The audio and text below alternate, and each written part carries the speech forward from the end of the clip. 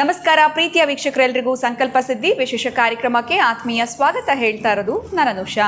ಜೀವನದಲ್ಲಿ ಅನೇಕ ರೀತಿಯಾಗಿರುವಂಥ ಕಷ್ಟಗಳು ತೊಂದರೆಗಳು ಒಂದ್ರ ಮೇಲೆ ಒಂದು ಬರ್ತಾನೆ ಇದೆಯಪ್ಪ, ನಮ್ಮ ಲೈಫೇ ಹೀಗಾಗ್ಬಿಟ್ಟಿದೆ ಅಂತ ಸಾಕಷ್ಟು ಜನ ಆತಂಕಕ್ಕೆ ಬೇಜಾರಿಗೆ ಒಳಗಾಗಿರ್ತೀರ. ಖಂಡಿತವಾಗ್ಲೂ ಚಿಂತೆ ಮಾಡೋಕ್ಕೆ ಹೋಗ್ಬೇಡಿ. ಈಗಲೇ ಇವತ್ತೇ ನೀವು ಅಕ್ಷಯ ವೃಕ್ಷವನ್ನು ಬರ್ಮಾಡ್ಕೊಳ್ಳಿ. ಈ ಎಲ್ಲ ಒಂದು ಸಮಸ್ಯೆಗಳಿಂದ ಕೂಡ ಅತಿ ಶೀಘ್ರದಲ್ಲೇ ಆದಷ್ಟು ಬೇಗ ನಿಮಗೆ ಹೊರಗಡೆ ಬರೋದಕ್ಕೆ ಸಹಾಯ ಆಗುತ್ತೆ. ಏನು ಕಾರ್ಯಕ್ರಮದಲ್ಲಿ ನಮ್ಮ ಜೊತೆಯಲ್ಲಿದ್ದಾರೆ ಸ್ಪಿರಿಚುವಲ್ ಗುರು ಡಾಕ್ಟರ್ ವಿಷ್ಣು ದತ್ತ ಗುರುಜಿಯವರು. ಗುರುಗಳನ್ನ ಇವತ್ತಿನ ಕಾರ್ಯಕ್ರಮಕ್ಕೆ ಬರ್ಮಾಡ್ಕೊಳ್ಳೋಣ. ನಮಸ್ತೆ ಗುರುಗಳೇ, ಕಾರ್ಯಕ್ರಮಕ್ಕೆ ಭಕ್ತಿಯ ಸ್ವಾಗತ. ಒಳ್ಳೆದಾಗಲಿ ಅಮ್ಮ. ಗುರುಗಳೇ, ಇವತ್ತಿನ ಪ್ರಶ್ನೆ ಏನು ಅಂತಂದರೆ, ಇದು ನಾನು ಇತ್ತೀಚೆಗೆ ಒಂದು ಮನೆ ಗೃಹಪ್ರವೇಶಕ್ಕೆ ಹೋಗಿದ್ದೆ. ಸೊ ಮನೆ ನಾವು ನೋಡಬೇಕು ಅಂತಂದಾಗ ರೂಮ್ ಇದೆ, ಬಾಲ್ಕನಿ ಇದೆ, ಡೂಪ್ಲೆಕ್ಸ್ ಹೌಸು ಎಲ್ಲವೂ ಚೆನ್ನಾಗಿದೆ. ಆದರೆ ಆ ಮನೆಯಲ್ಲಿ ಒಂದೇ ಒಂದು ಮಿಸ್ಸಿಂಗು, ದೇವರ ಮನೆಯೇ ಇಲ್ಲ ಗುರುಗಳೇ. Very good. ಈ ದೇವರ ಮನೆಯೇ ಇಲ್ದಿರ ಯಾವ ರೀತಿ ನಾವು ಹೇಳೋಕ್ಕೂ ಹೋಗಲ್ಲ ಮನೆ ಚೆನ್ನಾಗಿದೆ ಅಂತ ಹೇಳ್ಬಿಟ್ಟು ಬಂದ್ಬಿಡ್ತೀವಿ ವಾಪಸ್ ಅಂತ ಹೇಳ್ಬೋದು. ದೇವರ ಮನೆ ಇಲ್ಲದೆ ಹೇಗೆ ಮನೆಯನ್ನು ನಿರ್ಮಾಣ ಮಾಡಿದ್ದಾರೆ? ದೇವರ ಮನೆಗೆ ಏನಾದರೂ ಈಗ ಬರುವಂಥ ಮಂದಾಸನ ಅಥವಾ ಒಂದು ಆರ್ಟಿಫಿಷಿಯಲ್ದು ಆ ರೀತಿ ಇಟ್ಕೊಳ್ತಾರೆ, ಅದಕ್ಕೂ ಕೂಡ ಎಲ್ಲೂ ಅವ್ರ ಸ್ಪೇಸ್ ಅಂತ ಯಾವುದು ಕಾಣಿಸ್ಲಿಲ್ಲ ನಮಗೆ. ಸೊ ಮನೆಯನ್ನು ಕಟ್ಟುವಾಗ ದೇವರ ಮನೆ ಅನ್ನೋಂಥದ್ದು ಬಹಳನೇ ಮುಖ್ಯವಾಗಿರುವಂಥದ್ದು ಅಂತ ನಮಗೆ ಗೊತ್ತಿರುವಂಥದ್ದು. ಈ ದೇವರ ಮನೆ ಇಲ್ಲದೆ ಸಾಕಷ್ಟು ಮನೆಗಳ ನಿರ್ಮಾಣ ಆಗಿದೆ. ಇದನ್ನು ಫ್ರೆಂಡ್ ಹತ್ರ ಹೇಳಿದಾಗ ಅವರಿಲ್ಲ, ನಾನು ಈ ಥರದ್ದು ಸುಮಾರು ನೋಡಿದ್ದೀನಿ ಅಂತ ಹೇಳ್ತಾರೆ. ಸೊ ದೇವರ ಮನೆಗಳು ಇಲ್ಲದೆ ಇರುವಂಥ ಮನೆಗಳು ಕೂಡ ಇದೆಯಾ? ಏನು ಹೇಳ್ತೀರಾ ಗುರುಗಳೇ? ದೇವರ ಮನೆ ಅನ್ನೋಂಥದ್ದು ಮನೆಗೆ ಎಷ್ಟು ಇಂಪಾರ್ಟೆಂಟ್ ಆಗಿರುತ್ತೆ?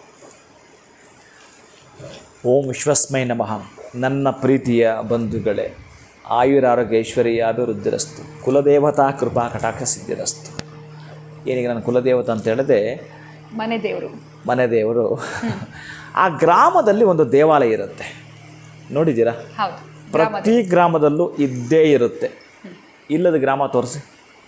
ಪ್ರತಿ ಹಳ್ಳಿಯಲ್ಲೂ ಭಾರತ ದೇಶದ ನೀವು ಯಾವುದೇ ಮೂಲೆಗೆ ಹೋದರೂ ಕೂಡ ಆ ಹಳ್ಳಿನಲ್ಲಿ ಹೃದಯ ಭಾಗಕ್ಕೆ ಸಂಬಂಧಪಟ್ಟ ಹಾಗೆ ಟೋಟಲ್ ಆಗಿ ಆ ಗ್ರಾಮಕ್ಕೆ, ನಿಮ್ಮ ದೇಹಕ್ಕೆ ಯಾವ ರೀತಿ ಹಾರ್ಟ್ ಇಂಪಾರ್ಟೆಂಟು, ಆ ಪ್ರತಿ ಗ್ರಾಮಕ್ಕೆ ಆ ಹಾರ್ಟ್ ಆ ಟೆಂಪಲ್. ಇಷ್ಟೇ, ಬೇರೆ ಇನ್ನೆಂತ ಇಲ್ಲ. ಇದೆ ಒರಿಜಿನಲ್. ನಿಮಗೆ ಸೈನ್ಸ್ ಆ್ಯಂಡ್ ಆಧ್ಯಾತ್ಮ ಎರಡಲ್ಲೂ ಕೂಡ ಕೌಂಟ್ ಮಾಡೋದು ಕೂಡ ದೇವಾಲಯ ಸಂಪೂರ್ಣವಾಗಿ ಆ ಊರಿಗಿದೆ ಅಂತಂದರೆ, ಆ ಊರಿಗೆ ಮುಖ್ಯವಾಗಿರ್ತಕ್ಕಂಥದ್ದು ಪಂಪಿಂಗ್ ಸಿಸ್ಟಮ್ ಇದೆ ಅಂತಂದರೆ, ಅದಕ್ಕೆ ಈ ಬೆಳಿಗ್ಗೆ ಸಂಜೆ ಬಾಗಿಲು ತೆಗೆಯೋದು, ಪೂಜೆ ಮಾಡೋದು, ಇವೆಲ್ಲ ಅನುಷ್ಠಾನ ಏನು ಮಾಡ್ತಿರ್ತಾರೋ ಅವರೆಲ್ಲರೂ ಕೂಡ ಆ ದೇವಸ್ಥಾನಕ್ಕೆ ಹೋಗಿ ಬರೋವಂಥದ್ದು. ಇನ್ನು ವಿಷಯಕ್ಕೆ ಬರೋದಾದರೆ, ಇನ್ನು ಕವಲು ಹೊಡೆಯೋದು ಬೇಡ, ನಾನು ನೇರವಾಗಿ ವಿಷಯಕ್ಕೆ ಬರ್ತೀನಿ. ದೇವರ ಮನೆ ಅಂತ ಯಾರೆಲ್ಲ ಮಾಡಿರ್ತಾರೋ ಇತ್ತೀಚೆಗೆ ತತ್ಪೂರ್ವ ಹಿಂದಿನ ಕಾಲದಲ್ಲಿ ನೋಡಿ, ನೀವು ಯಾರದ್ದಾದ್ರೂ ಮನೇಲಿ ದೇವ್ರ ಮನೆ ತೋರಿಸಿ. ನಾನು ಹೇಳ್ತಾರೆ 100 ವರ್ಷಗಳ ಹಿಂದಕ್ಕೆ ಬನ್ನಿ, ಮುಂದುಗಡೆ ಒಂದು ಫೋಟೋ ನೇತಾಕಿರೋರು, ಲಕ್ಷ್ಮೀದು, ಶ್ರೀನಿವಾಸನದ್ದು, ಈಶ್ವರನದ್ದು ಏನೋ ಒಂದು ಫೋಟೋ ಇರ್ತಿತ್ತು. ದೇವರ ಮನೆ ಅಂತ ಇರ್ತಿರಲಿಲ್ಲ. ನಮ್ಮ ಬ್ರಾಹ್ಮಣರ ಮನೆಗಳಲ್ಲಿ ಮೊದಲೇ ಇರಲ್ಲ, ಶಾಸ್ತ್ರದಲ್ಲೂ ಇದೆ, ದೇವರ ಮನೆ ಇರಲ್ಲ. ಹೌದಾ? ದೇವರ ಮನೆ ಇರಲ್ಲ. ಆದರೆ ದೇವರನ್ನು ಪ್ರತಿನಿತ್ಯ ಪೂಜಿಸಬೇಕು, ದೇವರನ್ನ ಪ್ರತಿನಿತ್ಯ ಆರಾಧಿಸಬೇಕು. ದೇವರ ಮನೆ ಇಲ್ಲ, ಇರಬಾರದು ಕೂಡ. ಅಂದರೆ ಶಾಸ್ತ್ರದಲ್ಲೇ ಇದೆ. ಅಂದರೆ ಇವತ್ತು ನಾವೇನೋ ಡಿಸೈನ್ ಮಾಡ್ಕೊಂಡಿದ್ದೀವಿ, ಅದಕ್ಕೆ ಮಾರ್ಬಲ್ ತಂದೆಲ್ಲ ಫಿಟ್ ಮಾಡಿ ಮತ್ತು ಇನ್ನೊಂದು ಮಾಡಿರ್ತೀವಿ, ಚೆನ್ನಾಗಿ ಇಟ್ಟಿರ್ತೀವಿ, ದೀಪಗಳು ಇಟ್ಟಿರ್ತೀವಿ, ಬೆಳ್ಳಿ ದೇವರು ತಂದು ಇಟ್ಟಿರ್ತೀವಿ, ದೀಪ ಹಚ್ಚಲ್ಲ, ಪೂಜೆ ಮಾಡಲ್ಲ. ಬಹುಶಃ ಯಾರೋ ಒಬ್ಬರೋ ಇಬ್ಬರೋ ಅದಕ್ಕೆ ಸಂಬಂಧಪಟ್ಟ ಹಿರಿಯರಿದ್ದರೆ ಮಾಡಿರ್ತಾರೆ, ಇವತ್ತು ದೀಪ ಹಚ್ಚಿರ್ತಾರೆ, ನೆಕ್ಸ್ಟ್ ಯಾವಾಗ ಹಚ್ಚಿರ್ತಾರೆ ಗೊತ್ತಿಲ್ಲ. ಈ ರೀತಿ ಇರೋವಂಥ ಮನೆಗಳಿರ್ತಾರೆ. ಇದಕ್ಕೆ ದೇವರ ಮನೆ ಬೇಕಾ? ಮಂಟಪವನ್ನು ತಯಾರು ಮಾಡಿ ಒಂದು ಮಂಟಪವನ್ನು ಮಾಡು ಅಂತ ಹೇಳ್ತಾನೆ. ಆ ಮಂಟಪ ಕೂಡ ಹೇಗೆ ಅಂತಂದರೆ, ಅದು ಚರ ಇರಬೇಕು, ಸ್ಥಿರ ಇರಬಾರ್ದು. ಸ್ಥಿರ ಫಿಟ್ ಮಾಡಿರಬಾರ್ದು, ನೀವು ನೀಟಾಗಿ ಲಾಕ್ ಮಾಡಿರಬಾರ್ದು, ಅದನ್ನು ತೆಗೆದು ಇನ್ನೊಂದು ಇಟ್ಕೋಬೇಕಾಗಿರಬೇಕು. ಆದರೆ ಮನೆಯ ಮುಂದುಗಡೆ ಮನೆಯ ಹಾಲ್ ಇರುತ್ತಲ್ಲ, ರೂಮ್ ಹಾಲ, ನೀವು ಕಿಚನು ಹಾಲ, ಆ ಹಾಲಲ್ಲಿ ದೇವ್ರನ್ನ ಇಟ್ಕೊಂಡು ಆರಾಧನೆ ಮಾಡಬೇಕು, ಅಭಿಷೇಕ ಮಾಡಬೇಕು, ಪೂಜೆ ಮಾಡಬೇಕು. ಸುತ್ತು ಕೂತ್ಕೊಂಡು ನೀವು ಎಲ್ಲರೂ ಪಾರಾಯಣ ಮಾಡಬೇಕು, ಕೇಳಿಸ್ಕೋಬೇಕು. ಅದೇ ನೀವು ದೇವ್ರ ಮನೆ ಅಂತ ಮಾಡಿದರೆ ಎಲ್ಲಿ ಕೂತ್ಕೊಳ್ತೀರಿ, ಎಲ್ಲಿ ಅಭಿಷೇಕ ಮಾಡ್ತೀರಿ? ಸುತ್ತು ಮನೆ ಸದಸ್ಯರೆಲ್ಲ ಕೂತ್ಕೊಳ್ತೀರಿ, ಎಲ್ಲ ಸದಸ್ಯರೆಲ್ಲ ಕುಳಿತುಕೊಳ್ತೀರಿ. ಎಲ್ಲ ಸದಸ್ಯರು ಕುಳಿತುಕೊಳ್ಳಲಿಕ್ಕೆ ಸಾಧ್ಯವಿಲ್ಲ. ಅದಕ್ಕಾಗಿ ದೇವರ ಮನೆ ವರ್ಜ. ಸೊ ಬೇಡ ಅಂತಲೇ ಹೇಳ್ತಾರೆ. ಅಲ್ಲ, ಬೇಡ ಅಂತ ನಾನು ಹೇಳ್ತಾ ಇದ್ದೀನಿ. ಈಗ ಜನ ಏನು ಸ್ವಾಮಿ ಏನು ಈಗ ಹೇಳಿದ್ರಿ, ನಮ್ಮ ಮನೆ ದೇವರ ಮನೆ ಇದೆ, ಹ್ಞೂ ಅಂತ ಹೇಳ್ತಾರೆ. ಇದಕ್ಕೆ ನಾನು ಆನ್ಸರ್ ಮಾಡ್ತೀನಿ. ಶಾಸ್ತ್ರೋಕ್ತವಾಗಾದರೆ ನಮ್ಮಗಳಲ್ಲಿ ವಿತ್ ಶಾಸ್ತ್ರವು ಇರ್ತಕ್ಕಂಥದ್ದು, ಅದು ಶ್ಲೋಕ ಎಲ್ಲ ಉಂಟದಕ್ಕೆ.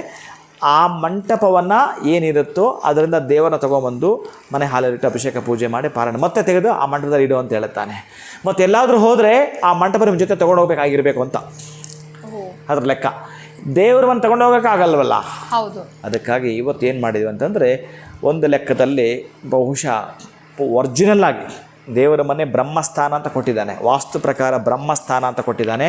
ಆ ಬ್ರಹ್ಮಸ್ಥಾನವೇ ಆ ಹಾಲ್ ಆಗಿರುತ್ತೆ. ಇಷ್ಟೇಷ್ಟು ದೇವ್ರ ಮನೆ ಕೂತ್ಕೊಂಡು ಎಲ್ಲರೂ ಮಾಡೋಕ್ಕೆ ಬರಲ್ಲ, ಪಾರಾಯಣ ಮಾಡೋಕ್ಕೆ ಬರಲ್ಲ. ನೀನು ಮೆಡಿಟೇಷನ್ ಮಾಡ್ತೀನಿ, ಮತ್ತೊಂದು ಮಾಡ್ತೀನಿ, ಇನ್ನೊಂದು ಮಾಡ್ತೀನಿ ಅಂತಂದ್ರೂ ಕೂಡ ಕರೆಕ್ಟ್ ಎಲ್ಲರೂ ಕುಳಿತುಕೊಂಡು ಮಾಡೋಂಥದ್ದು ಪ್ಲೇಸ್ ಅದಾಗಿರುತ್ತೆ. ಆದರೆ ನೀವು ದೇವ್ರ ಮನೆ ಪ್ರಶಸ್ತವಾಗಿ ಅಂತ ನೀವು ಕೊಟ್ಟಾಗ ಇನ್ನೆಷ್ಟು ಪೂಜೆಗಳು ಮಾಡಬೇಕು ಗೊತ್ತಾ? ಅಲ್ಲಿ ನೀವು ದೇವಸ್ಥಾನದಲ್ಲಿ ಹೇಗೆ ಮಾಡ್ತೀರಿ, ಮಡಿ ಮೈಲಿಗೆಯಿಂದ ಎಷ್ಟು ಮಡಿ ಮಳಿಗೆಯಿಂದ ನೀವು ದೇವಸ್ಥಾನಕ್ಕೆ ಹೋಗಬೇಕು. ನೀವು ಒಂದು ಹಬ್ಬ ಹರಿದಿನ ಆದರೆ ಎಷ್ಟು ಚೆನ್ನಾಗಿ ಹೋಗ್ತೀರಿ, ಇಲ್ಲ ಸ್ನಾನ ಮಾಡಿಲ್ಲ ದೇವಸ್ಥಾನಕ್ಕೆ ಹೋಗಲ್ಲ ಎಷ್ಟು ಚೆನ್ನಾಗಿ ಹೇಳ್ತೀರಿ. ಹಾಗೆಯೇ ನಿಮ್ಮ ಊರ ಮುಂದೆ ಇರತಕ್ಕಂತಹ ದೇವಾಲಯಕ್ಕೆ ಎಷ್ಟು ಪ್ರಾಶಸ್ತ್ಯವನ್ನು ಕೊಡ್ತೀರೋ ಅದರ 2ರಷ್ಟು ಪ್ರಾಶಸ್ತ್ಯವನ್ನು ಕೊಟ್ಟಾಗ ನೀವು ದೇವರ ಮನೆ ಇಟ್ಕೊಳ್ಳಿ. ಇನ್ನು ಕೆಲವರು ಇಟ್ಟಿರಲ್ಲ, ಅವರು ಇದೂ ಅಲ್ಲ ಅದೂ ಅಲ್ಲ.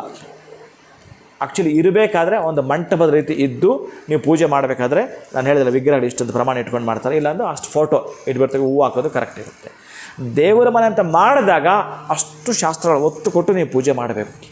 ಸಾಲಿಗ್ರಾಮ ಇರಬೇಕು, ಅಲ್ಲಿ ಅಭಿಷೇಕಕ್ಕೆ ಸಂಬಂಧಪಟ್ಟ ಗಣಪತಿ ಇರಬೇಕು, ಲಕ್ಷ್ಮಿ ಇರಬೇಕು, ಶ್ರೀನಿವಾಸ ಇರಬೇಕು. ಆಮೇಲೆ ಅವರ ಮನೆ ದೇವರಿಗೆ ಸಂಬಂಧಪಟ್ಟದ್ದು ಕುಲದೇವತೆ ಅಂತಾರೆ, ಅದು ಇದ್ದು ಮಷ್ಟಶುದ್ಧಿ ಅಭಿಷೇಕ ಮಾಡಲೇಬೇಕು. ಅದಕ್ಕಾಗಿ ದೇವರ ಮನೆ ಬೇಕು. ನೀವು ಇಷ್ಟೆಲ್ಲ ಮಾಡಲ್ಲ ಅಂದಮೇಲೆ ದೇವರ ಮನೆ ಯಾಕೆ ಬೇಕು ಅಂತ ಕೇಳ್ತೀನಿ ನಾನು. ಅದಕ್ಕಾಗಿ ದೇವರ ಮನೆ ಇತ್ತು ಅಂತಂದರೆ ಅಷ್ಟು ಶುಚಿರ್ಭೂತವಾಗಿ ಮಾಡಲೇಬೇಕು. ಇನ್ನು ಸಾಧ್ಯವಾದ ಗುರುಗಳ ಇಟ್ಟುಬಿಟ್ಟಿದ್ದೀವಿ, ನಮ್ಮ ದೇವರ ಮನೆ ಇದೆ, ಇದ್ದುಕೊಳ್ಳಿ, ತೊಂದರೆ ಇಲ್ಲ. ಮನೆ ಆ ದೇವರ ಮನೆಯಿಂದ ಹೊರಗೆ ಹಾಲಲ್ಲಿ ತೊಗೊಂಬಂದು ಒಂದು ಕಡೆ ಕುಳಿತುಕೊಂಡು ಅಭಿಷೇಕ ಮಾಡಿ, ಆ ಅಭಿಷೇಕ ನೀರೆಲ್ಲ ಹೋಗಲಿಕ್ಕೆ ಸೋಮಸೂತ್ರ ಅಂತ ಮಾಡಿಕೊಡು, ಒಂದು ಪಾತ್ರೆಯಲ್ಲಿ ಮಾಡಿಕೊಂಡು ಅಭಿಷೇಕವನ್ನು ಮಾಡಿ ಮತ್ತೆ ಎಲ್ಲ ಒರೆಸಿ ಅದಕ್ಕೆ ಅಲಂಕಾರವನ್ನು ಮಾಡಿ ಮತ್ತೆ ದೇವರ ಮನೆಗೆ ಶಿಫ್ಟ್ ಮಾಡಬೇಕಾದ್ರೆ ಹಾಗೆ ಮಾಡ್ತಕ್ಕಂಥದ್ದು ಪೂಜಾ ಪದ್ಧತಿ ಒರಿಜಿನಲ್ ಆಗಿರ್ತಕ್ಕಂಥದ್ದು.